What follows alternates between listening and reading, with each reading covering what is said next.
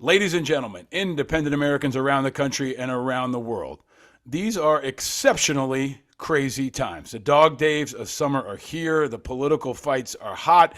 And I am very happy and thrilled to have on this program a man I've known for a long time, a guy I've been eager to have join us on this show, a rising star in media and politics, and a Lord Jeff, now a mammoth. We'll talk about that and more. The great and powerful Buck Sexton joins us on Independent Americans. Welcome, Buck. Thanks so much, Paul. Appreciate you having me. So we've known each other for a while, right? I mean, you went to Amherst a couple years after I left, right? Yes, sir. And so we met in weird places, like we'd meet in the green room at Fox and places like that along the way where you don't see too many Amherst guys, right? Yeah, back in the day when CNN actually used to have conservatives on before they had the great purge under the Zucker administration. Yeah, I mean you've been around, and I want to talk about that and get your perspective on the media, Sure. And all the things happening with Trump, national security. Given your CIA background, that's always a focus for us, and I think you can add some value there. But let's start with the question I ask of everyone: where are you, and how are you? I'm good, man. I'm New York City based. I was born and raised here, so kind of stuck close to home, I guess. Other than the CIA years, this has really been home base for me. Doing the Clay Travis and Buck Sexton show. So that's the official replacement program for the Rush Limbaugh show. So we're very fortunate. I mean, we got catapulted onto over 400 radio stations every day from noon to 3 Eastern. And then there's the Buck Sexton show podcast that I do, which is about 20 minutes just on my own, kind of a quick run through things every day. And I've been doing a show for the First TV, which is a startup, kind of like all these digital TV startups these days, and Fox News hits here and there. People see me, so that's what I'm up to. And I just got engaged. I was going to congratulate you. I was waiting for you to get to that part. Congratulations! And I got to get married. People, I had relatives who were like, "You're 40. It's going to start getting weird here if you don't lock it down soon." So I was like, "All right." So I got engaged, and yeah, man, hoping to do the whole husband's dad thing in the next couple of years too. So following in your footsteps there. There's nothing I recommend more highly than that. I didn't get married till I was 41, first kid at 42, second kid at 45. So my recommendation is get in shape, man. Get in shape, because there's nothing more physically demanding. I've been working out more consistently the last 6 months than at any time since I left the agency. And I feel like I only worked out a lot there because they actually paid us to work out. Not like you guys with PT where it's mandatory, but you were allowed to go and work out for an hour a day. But yeah, no, I've seen this. My sister just had a kid, and her forearm and like bicep strength is incredible because he's a little toddler now. And the injuries you'll get. I got hurt jumping on a slip and slide yesterday. Definitely an old man injury, and just picking up things. I thought they discontinued those things because so many people were dislocating their shoulders. Man, now they're improved. They're wider, they're longer, they're supercharged. I mean, I can attest that they go faster than they ever did. It's better than when we had a long sheet of plastic that my dad used to get from his job and we did a fire hose. But let's transition from that. Media is a fire hose right now. You mentioned it, and I wanted to start there to kind of paint the picture. Your role in the media is powerful, right? You're, I think number 3 in the country. Your show in talk radio. You've inherited this time slot from Rush Limbaugh. I grew up in New York, listening to Rush Limbaugh. You mean audience size on radio? Yeah. Oh, yeah.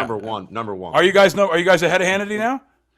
Okay, maybe Hannity's number 1, we're number 2, but it's very right. close. It's very. What I saw was like almost 10 million power rankings. Yeah, that's not necessarily. That's kind of there's somewhat subjective in that. But look, I mean, Sean is an institution, so clearly he's got a massive audience. But well, you know what? We'll take number 2. We'll take number 2. Yeah. But my bigger point is you're a powerhouse.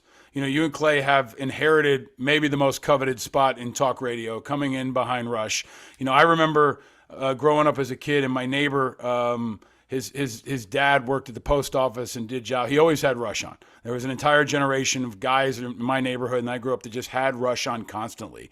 And I don't think many of them even considered themselves Republicans. I think there was a populism to it, an independence to it, talked about conservative values and things like that.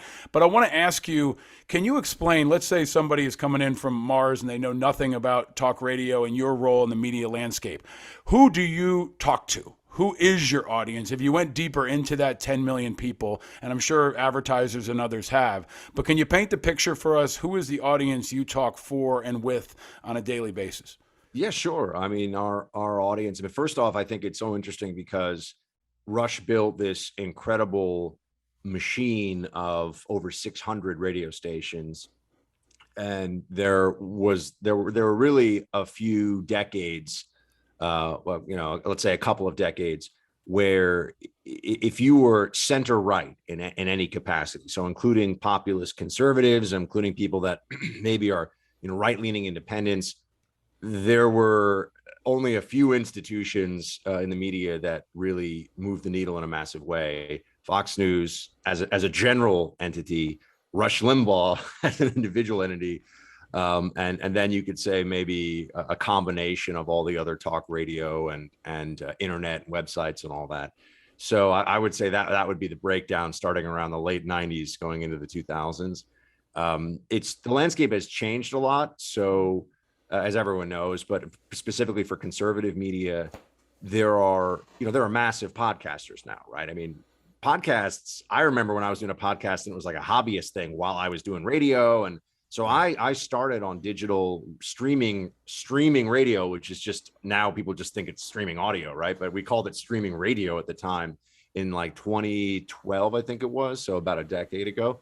And that was considered very new. And now, I mean, obviously Rogan and Carolla's had a huge audience in the game for a long time. There are these guys who have built these massive, massive podcast audiences. So, and then when you add social media following into that, no one's ever going to replicate the influence as a solo individual show that Rush Limbaugh had from, let's say the late 80s into when Rush passed. It's just not possible.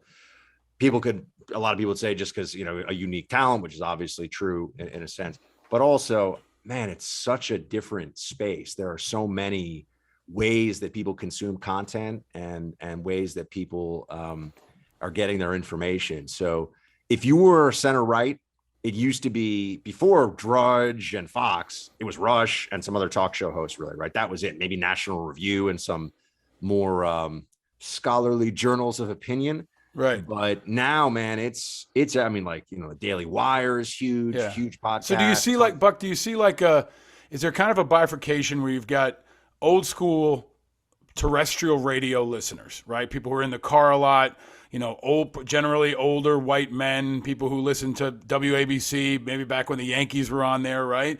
And then you've got this new podcasting world that's Shapiro and Bongino and people that maybe didn't start on terrestrial radio, but are coming to you in different ways. And then obviously there's a fired up base that's on social media that's seeing you on Fox. Is it kind of a couple of different audiences in one that you're reaching? For sure.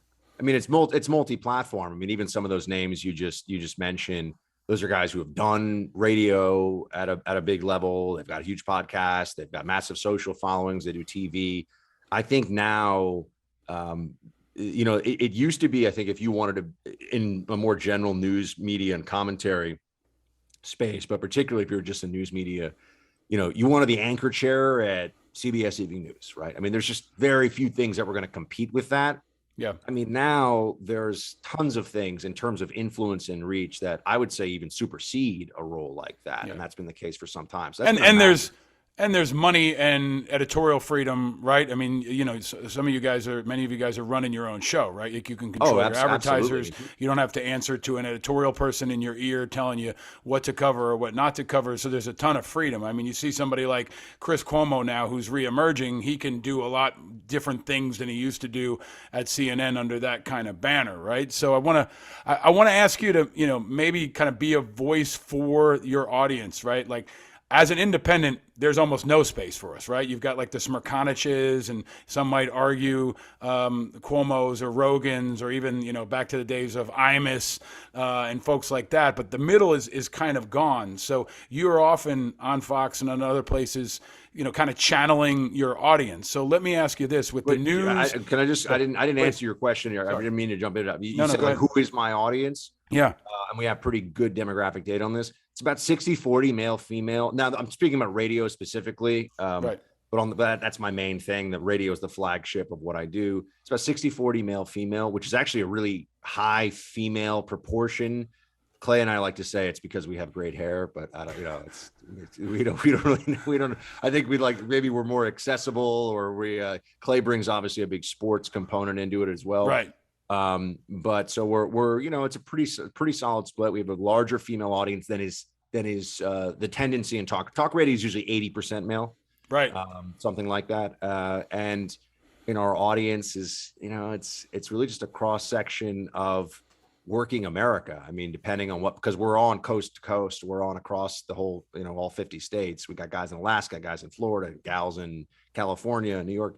So yeah, I mean, that's, and obviously right of center, but we have a fair number of independents, and even we love this because they call in. We even have Democrats who I wouldn't say hate listen, but curiosity listen. Oh yeah, I think that was always, the under quantified part of Rush's audience, right? Was like how many people call or listen to study or to hate or to pick fights or whatever they're doing, right? But that it's hard to quantify that percentage of the audience. But safe to say, you're reaching one of the biggest audiences in the country. And part of what I want to have in this conversation is to help you. To give you an opportunity to kind of channel maybe what's coming next, because we're having this conversation. It'll drop roughly a week after the warrant was delivered at Mar-a-Lago. The country is deeply divided. You have a national security background in the CIA and working for the NYPD, so I want to kind of point to that piece in particular.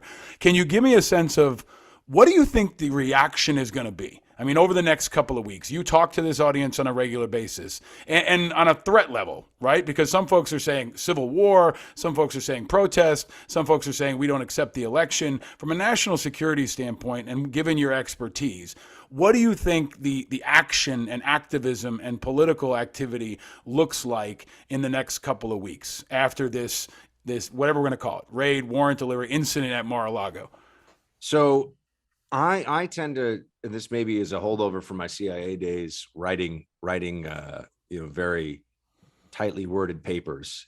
You were going around kicking in doors, actually fighting for America. I was making lattes and writing very astute memos about foreign policy. Although I went to Iraq and Afghanistan and some other spots too, but I never really did. You did your time. You did your part. I never did anything that exciting. You did your part. But I tried. That was honestly one of the CIA, because I was like, well, I think I'll be better at helping the war fighter by being a sneaky guy who outthinks the enemy. Kind of, that was just I was a college kid. I had no background in anything. Sidebar, you were also at Amherst, which has a long history of feeding people into the CIA. And I think 3 past directors of the CIA were Amherst graduates. So that was, it's not like you just came out of left field. I mean, you were coming out of a place where the CIA recruited smart guys like you and gals like us to go do that kind of work. That is true. And there's more CIA directors from Amherst College than any school, with the I think the only one that lines up, I think Naval Academy. Maybe the Naval Academy. Yeah. I was going to say one of the academies. But anyway, so what's going to happen with but back to why I was bringing up the memo writing at the agency back at Langley. If you took the less exciting storyline as your thesis, you were right 9 out of 10 times.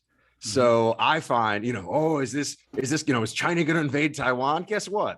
Every person who said China's about to, China is invading Taiwan has been wrong so far. Every person who said, no, it's saber rattling. So I tend to approach things from that context. So here's what I think you're going to find out about the raid, or the, depending on, I know you've got people on both sides in your audience. So the entirely by the book, judicially sanctioned, professional removal of documents from Mar-a-Lago, whatever, right? Yeah. We can call it the Mar-a-Lago thing for the sake of conversation. Let's call it the Mar-a-Lago thing. Okay. I think that they're going to find out that it really was just about, it was about documents. And I think that the way that they have breathed, so it's kind of a couple of moving pieces at the same time. One thing is that the people who really despise Trump to the point where I think they are not objective. And I'm not even saying there are things that they hate about Trump that aren't true. I'm a Trump supporter in terms of the policies, but I understand there are things about him as an individual or as that really drive people a little crazy. but it drives them so crazy that I think they often have the opposite effect of what they intend. Meaning, instead of keeping their cool and making the case, or instead they're like, we're pulling off the guardrails, anything to stop Trump. I mean, you saw this with journalists. They said this out loud. We're not objective storytellers anymore. We're, the truth means anti-Trump is essentially the line when he was in office. So what that means for Mar-a-Lago is I think that this will look like a pretty massive blunder on their part, and as objectively as it can be. And again, I see, the thing is, I always tell people where I come from. Like, I like Trump, I support Trump, and I think that a lot of this, the stuff that's been done against him up to this point is really bad for the country. I also think January 6th was really bad for the country, and I've been very critical of that and the president on that day. But that doesn't mean that I don't support what Donald Trump did in office for the most part. Anyway, so can we build off of that? Because I think that's the sure. important point, right? Is not just the what, but sometimes the what doesn't matter, right? The what's next is what I want to get to, right? So knowing this audience as you do, seeing how they view the media, seeing how it's going to be played on both sides, we can predict the play, right? And if you say they're, usually wrong 9 out of 10 times, maybe it's 8 out of 10 times, and those 2 times are January 6th and the invasion of Ukraine, right? And those, so They're big. So how intense, how violent, how disruptive. You've got people openly calling for civil war, right? And you're in a place on both sides, and you're in a place where you can guide that tone. That's part of why I really wanted to talk to you, and I hope you'll come back, because you can influence people profoundly in how they view this, but also how they think about what to do about it. Yeah, I mean, so what do you see coming out of what people are going to do about it? I think it's going to be political and not violent. That is my honest assessment of where this is likely to go, which is a good thing. I mean, obviously, that's my big preference. I think the politics, and what I was trying to allude to before a little bit, is that they'll be somewhat different from what the people that instigated the action at Mar-a-Lago anticipated, because I think they viewed it, meaning the people at DOJ, Merrick Garland, as, the law is the law, and like Trump's not above the law, and this is where we're going to show everybody. To everybody who ever cast a vote for Donald Trump, this is a continuation of the weaponization of the deep state and the persecution. And so there's a rallying around the flag, or if you will, a rallying around the Trump effect here, that's really going to be, I think, pretty strong, because there's no smoking gun in the documents that they were looking for in the basement. Should Trump have given the documents? Probably, but there's nothing of consequence. And the much bigger issue here is you've ordered an FBI, even if you want to call it an FBI search, you're going to the home of the most recent president, who's also a likely presidential candidate. The optics of this are horrible. I mean, the threshold for this, and I'm speaking about this as objectively as I can, given my perspective, but the threshold for this should be and there are people who Andrew Cuomo came out and said the threshold for this needs to be really high. Yeah. Well, I don't think we're going to meet that threshold at all. And I think that'll be pretty obvious. And you're going to have a lot of people say, well, the law is the law. I'm like, that's not going to be enough.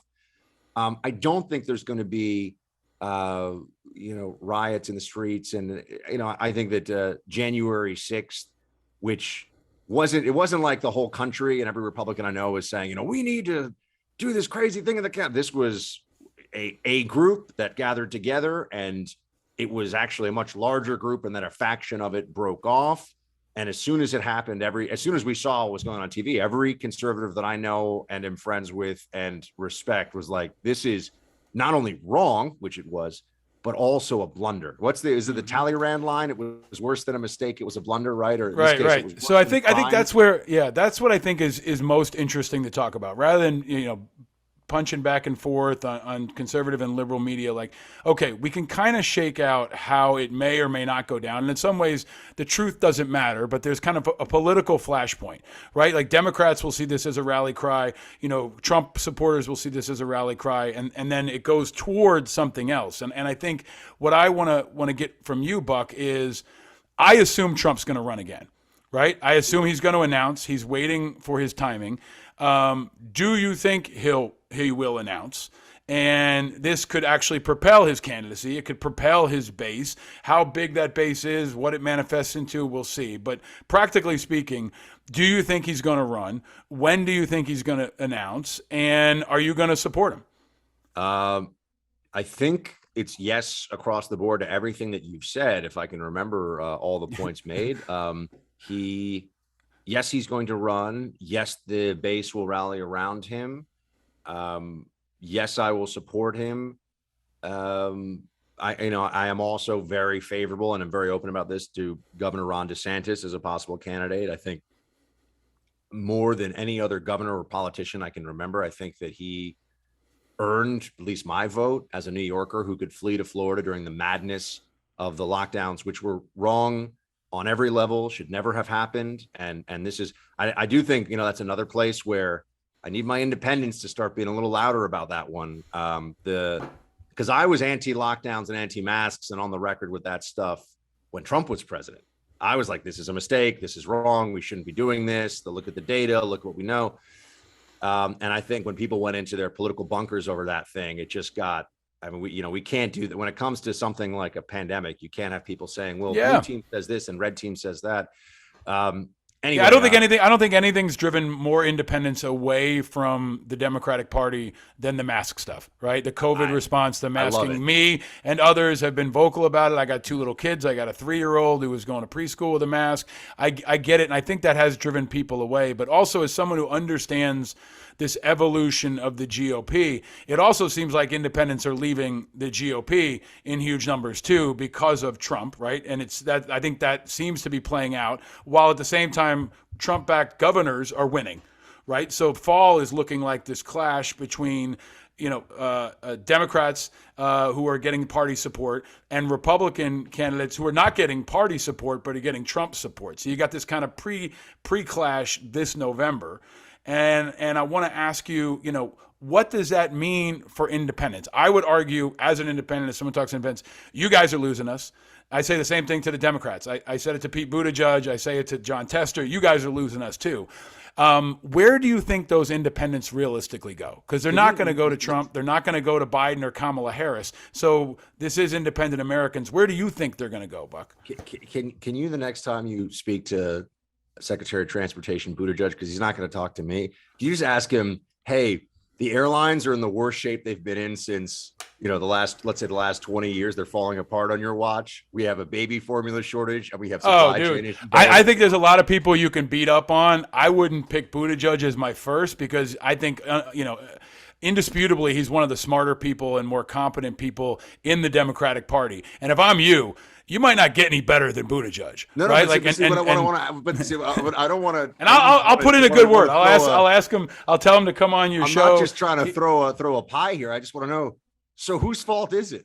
Look, we could talk infrastructure all day. I think it's America's, one of America's greatest failures of our time. I think it's similar to the way, the VA has been handled. I think there are plenty of things that have been inherited by multiple administrations and multiple parties. And the bottom line for me is I'm practical. My roads still fucking suck, right? Port Authority is still a disaster. LaGuardia is still an armpit, right? Like those things haven't changed, and I blame all of them. And that's why I'm an independent, because you're not going to convince me that Republicans are going to be any better or Democrats are going to be any better. So maybe that's another way of asking it. Like you're battling for hearts and minds, right? As a former CIA guy and now as a talk show host, where do you think they're really going to go? Are they going to go to Adam Kinzinger? They're not going to go to Andrew Yang. So here's where what do you think I'll say, they're going to go? Because I think the transportation thing is actually maybe a good entry point for this. Yeah. Meaning the Secretary, Buttigieg. The mainstream Democrat Party, and for the people in your audience who are, and by the way, this is great. I love being able, because probably I would say 10% of my audience, maybe 15 are independents and 5% are Democrats. So I really don't get to talk to them very much. So I really do relish the opportunity. The mainstream Democrat Party has been, I argue and truly believe, indisputably wrong on crime policies nationwide across the country. Indisputably wrong on the border and the function of things like the Remain in Mexico policy and other measures that you either want illegal immigration or you don't. And if you want it, they're doing great things. If you want to limit it or stop it altogether, there couldn't be more wrong. Inflation, I would argue they're a little bit more reckless on, but Republicans, Trump spent too much money too. So there's some areas where it's just too clear. I mean, it's too clear to me. And then COVID, I think the Democrat Party is just completely out of its mind on COVID, turned it into a weird religion. I think Fauci is one of the worst people to have ever had any kind of bureaucratic role in the United States government, maybe the worst. I think he's a liar. I think he's deeply ever like in the history of America. Come on, you're an Amherst. Were you a history grad at Amherst? Ever? Fauci is okay. In your lifetime, I see. Okay, you know how some people react to Trump and they're just like, he's worse than Stalin. It's like Stalin killed 20 million people. I mean, I have a little bit of Fauci derangement syndrome insofar as I just think that, and it's not him personally. I don't know him. I've interviewed him a couple of times before he knew who I was. But that whole mentality of locking people away in their homes and trying to keep them safe from a virus and failing massively and then continuing to do it. Anyway, so I got to be mindful of your time because you got to go talk to 10 million people in a couple of minutes here. Where do they go, Buck? I'm gonna tell radio. Give me 1 second. I'm telling radio right now. I'm gonna be a little closer to the wire here. All right, I promised I'd get you out of here in time, and I don't want to miss that mark. We got 10:45 my time. I got to bounce. Okay. I'm telling right now. You got it. We can just keep get going here. Yeah. But I think I really want to drill down on this because I think you're unapologetically recruiting for your team, right? Buttigieg is out there recruiting for his team, and I'm recruiting for mine. And my team is very small. We've had Admiral Stavridis on, we've had a lot of other folks on that feel politically homeless. And I think you guys are losing us, and I think that the Democrats are losing us. And now you got, I think, some kind of political opportunists like Andrew Yang and others who think they're going to be the savior. And his assessment is correct that independents have power and are disenfranchised and present an opportunity, but his prescription is wrong. We don't want King Andrew Yang any more than we wanted Bloomberg or Steve Forbes or others. So I'm asking you to put that CIA analyst hat on, big Amherst brain. Where are they going to go, Buck? Where are they really going to go? So here's the thing. I really do believe that there is the branding exercise of American politics has really broken down into Trump and anti-Trump, or let's say the Democrat Party, sort of the big blue machine versus Trump. And there's a lot of other stuff and a lot of other people that really do matter. And in some cases, and this is one thing from the pandemic that I'll say was at least a helpful reminder in some ways, was that your governor matters, your mayor matters, the state legislature matters. And it was also a time when I think people were able to see that this wasn't some theoretical about taxes or even a lot of foreign policy stuff. As you and I know, people sit around, they're like, oh, but if we don't show strength on the world stage, I mean, really, I'm swirling my latte as I say it, like, give me a break. But on things like shutting down your bar that you own or your retail location or whatever, where you work, or you're a franchisee, that can bankrupt you or it can really throw your life off. Right. And so the decisions made at the state level, and I'm trying to back into your thing about independence, I think people see that there are results that come from what people do that are supposed to represent you. And increasingly, I would hope that people can see that they need to make decisions based on those results and not the branding of this team or that team makes me feel a certain way. Now, I would argue that on a whole range of issues, based on the results, people should overwhelmingly feel that the Republican Party is their home. But I would also say that focus on results needs to stay. And there are some places where, there are clear deficiencies or have been deficiencies on my side that I would want to see addressed. I mean, overspending, giving into Fauci, and a lot of things. Even it's kind of like being a Dodgers fan and watching the Red Sox or the Yankees play. You kind of want them both to lose, and you can't, right? Like they're gonna be there. You're gonna have to watch it, and you're gonna have to sit through it. But this is also happening in a time where maybe a lot of Dodger fans are supporting whoever won the World Series last, and there was momentum for Trump at many points. There's been momentum for Democrats at other points. it feels like at the national level, the Democrats have put together a string, right? They passed more legislation in the last few weeks than I think most of us would have expected, and significant legislation, whether or not anyone hears it, whether or not they get any credit for it, they're putting points on the board, right? And then on the other side of things, Trump's now got new energy after this Mar-a-Lago incident. He's winning in governorships, across the country. Every Tuesday, it's another one. I think Wisconsin yesterday, right? So they're going to meet in the middle and they're going to clash. And a lot of us who are independents, and I don't say in the middle, but who say none of the above, we're basically middle finger to all of them, pox on everybody's houses because you're failing us on that practical level. I don't think they're going to go to either side. And so it might be who's got the momentum at that moment when the election happens, who isn't indicted, who isn't dead, right? Like if Trump and Biden are the candidates, their health and their age, the likelihood of both of them being healthy by the time we get to 2024 is pretty low. So there's all these variables where Kamala Harris could come in or DeSantis could come in. And at the end of the day, we're not going to be happy with any of it. Right. And so this goes to, there's the of course, there's the midterm and how that is going to play out based upon the trends, the momentum, everything you're talking about right now. But it's you do it, I do it too, even on radio. Or we all immediately go to the 2024 presidential election, the whole big thing all at once.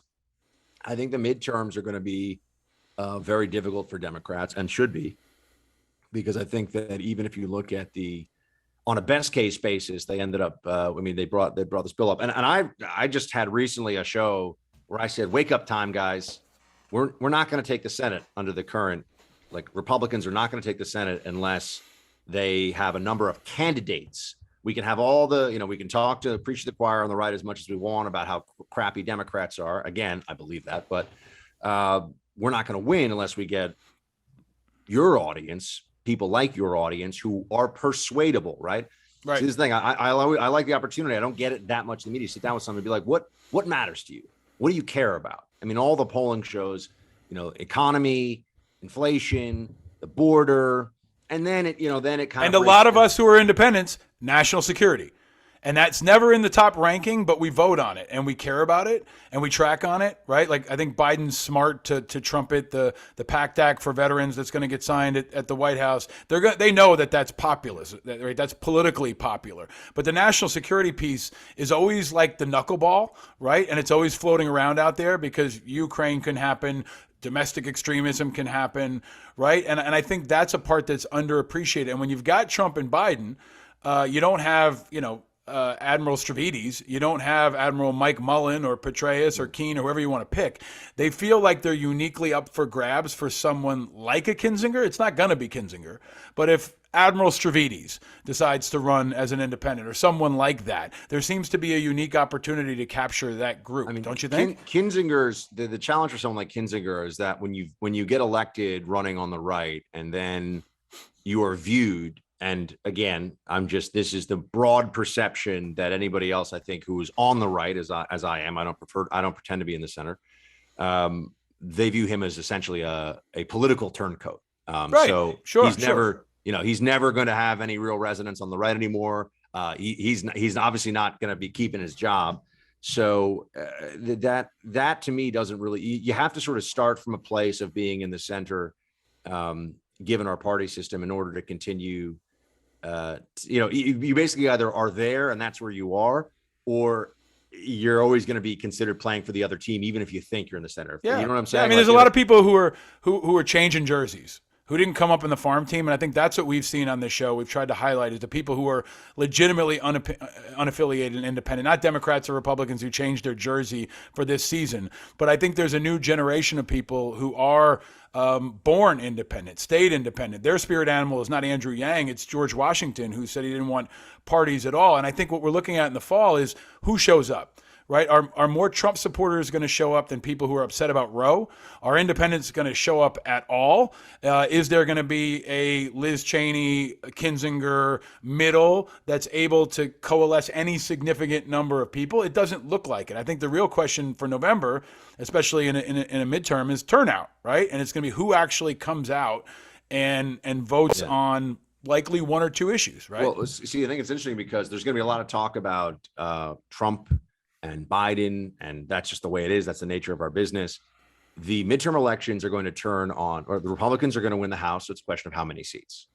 And that's just off year election for them, weak economy, a lot of stuff, right? No, I haven't heard anybody who is to be taken seriously who doesn't think Republicans are going to at least get a majority. I mean, whether the question is whether they run the table in a big way but they're actually not it's not even like 2010 because they don't have as many seats that they can really realistically win. So the end result may be fabulous for Republicans, but the actual the change, right? The change in seats might not be that big. Senate's going to be very tough, and the Senate's going to be candidate by candidate. And this is what I keep pounding the table about. So to your point about, where do independents, how do they feel? I think a better way maybe of framing it is for our purposes now, what do independents in Georgia think? What do independents in Nevada think, and Pennsylvania and Arizona about the people that they're going to be voting for in those states, specifically on the Senate side, but also on the gubernatorial side? And that's where I hope it is, the results based, and specifically around the issue of how people handle COVID and the economy. And those two things are inextricably linked. Because I think that people need to be held accountable for it. And Utah, we've had Evan McMullen on the show. We've talked about it. I mean, that I think is maybe the most fascinating race of all to watch, because it's the only example we're going to have of a Trump-supported Republican and then someone who's running as an independent, right? And the Democrats are sitting this one out. He's running? Well, he's actually knocking on the door, and he's also a CIA guy. So I know you're being facetious. I know you're being facetious, but I think people are underestimating the surprises, right? Evan McMullen can beat Mike Lee. I'm going to say it. Maybe we'll bet a beer on it or a latte. Love it. All right, dude, I will take it. Right? We'll see. Take that bet. We'll see. We'll see if the turnout happens. We'll see if Democrats. It's a case study. Will Democrats hold their nose and vote for the guy they know used to be a Republican but is not a Trump-supported so here's the GOP thing. guy, right? In Mike Lee, not like a moderate, right? He's not a moderate. I'll say this, and I think this applies to, although honestly I haven't, and now in the serious zone, not trying to be funny, I haven't really followed Evan's stuff in a while. I don't know what he says or thinks about a lot of. You should have him on. I think that'd be an interesting discussion. You guys should two CIA guys. Yeah. I'd be fine to have him on. But I mean, I know more about what Kinzinger and Liz Cheney and some of these Republicans. And here's you cannot, and this is true in the pundit space as well, because I've seen people that I've known who used to be very conservative, who now all of a sudden are going on TV to say, yeah, I mean, abortion all 9 months of a pregnancy, like that's totally constitutional, because they've had this reactionary effect to Trump specifically, and Trumpism, whereby they've decided the only way to slow this down is to go play for the other team entirely. And any Republican who crosses over, and I think a lot of them have, into that realm, they're now just considered they're considered either controlled opposition or just outright opposition by the actual base. And I understand that. So I think that's a problem. Trump breaks down people's judgment, even when they have legitimate grievances against some aspect of Trump policy or personality. They go completely crazy, right? I mean, if Trump gives them a little shove in a bar, they go right for grabbing a chair to try to smash it over his head. It's like, if you do that, you're going to get arrested. Right? Like, and you're taking the bait, because he loves that shit and it propels him. And I think the underestimated, misunderstood power of Trump is very simple. It's fuck you to the man, right? It's not about policy. It's not about specific legislation. In the end, he has always channeled something that is very uniquely American, which is fuck the system. Fuck the system, fuck the man, fuck the rich guys, fuck the people who are screwing us. That's always been a part of American politics, and he has captured it and channeled it in a way that nobody else ever has. I think that's not only do I think that's true, I mean, I have heard that from so many Trump supporters that I cannot even begin to. It's true. It's like when you were in high school and kids were, writing on their desk, fuck the world, right? And it's like punk rock. It's something very deep. And he has uniquely channeled that. The Democrats continue to fail to channel that. And, that this is where we are. Really, the Democrats are the man, Paul. This is what this is why we're going to bring you. Well, I think you're all my side. We're going to. I think you're all the man. And I want to see the whole duopoly implode. And look, I promised you I'd let you out of here. I got one last question that you cannot avoid. Yes, one that separates everybody, divides America, very intense. You cannot pick a middle ground. You must pick a side. Buck Sexton, pancakes or waffles? I have celiac disease, so I can basically eat neither of them in the standard form. But if you're giving me gluten-free, gotta go waffles. More exciting than pancakes. Waffles, Mark. I like the little grooves. I go waffles. See, this is a question that I'm always glad we ask. It's fascinating. It's divisive. You can test it on your show. Just give me a credit and throw a million or two of your listeners over here. But I hope you'll come back. I appreciate Absolutely. the exchange. It's exciting to see your rise, as a student of media and politics. I think it's a really fascinating time. You're in a powerful point. I know you care deeply about your country, and you've served it for a long time. And I feel better about the fact that you're going to help guide that versus a lot of the other alternatives that could be in that chair. I will take that I'm better than a lot of the alternatives. For your skeptical left of center audience, they should try to help the Bucks. See, they're not. This is the thing, Buck. They're not left of center. They're none of the above. And I think that's what the Republicans and Democrats are going to find out over time. I hope we can continue the conversation. And we'll have you on the show sometime too, especially to talk anytime. about some of these veteran issues. Congratulations on the engagement. Because, Thank you. Parenthood is coming up, and that will undoubtedly be the hardest mission you've ever undertaken. Sir. Thank you, my friend. Stay vigilant. Take care.